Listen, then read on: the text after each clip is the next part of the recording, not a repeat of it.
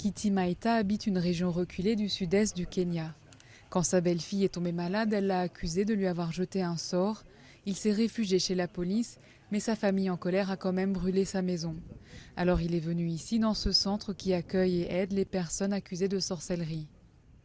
La solution des guérisseurs, une cérémonie de purification, un rite ancestral dans cette région. Pour lui donner une nouvelle apparence physique, ses cheveux sont rasés et on lui peint le corps.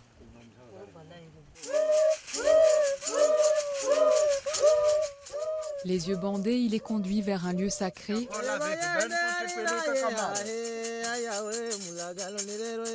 avec des incantations. Le guérisseur purifie son esprit et Kitty promet de renoncer à toute sorcellerie.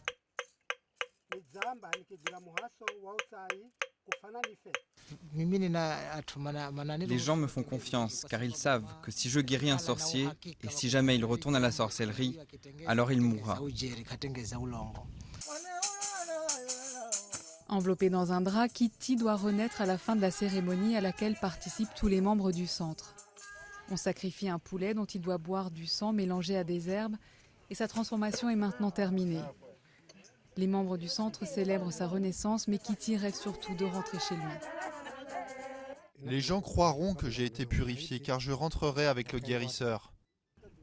La sorcellerie se pratique toujours dans la région de Kilifi, mais beaucoup sont accusés à tort. La plupart sont menacés de mort et chassés. D'après le centre, les personnes âgées sont souvent visées car elles possèdent des terres convoitées par leurs proches. 50 sorciers présumés ont été tués dans la région cette année, souvent des meurtres sans suite. Le gouvernement agit peu. Il est très indulgent dès qu'il s'agit d'enquêter sur la mort d'une personne accusée de sorcellerie. Pour les 50 cas mentionnés, personne n'a été arrêté ou même soupçonné d'avoir participé à ces meurtres.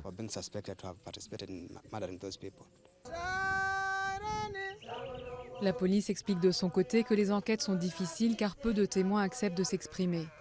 Elle dit essayer de sensibiliser les communautés pour mettre fin à cette violence. En attendant, le centre continue d'accueillir et de protéger ceux qui en ont besoin.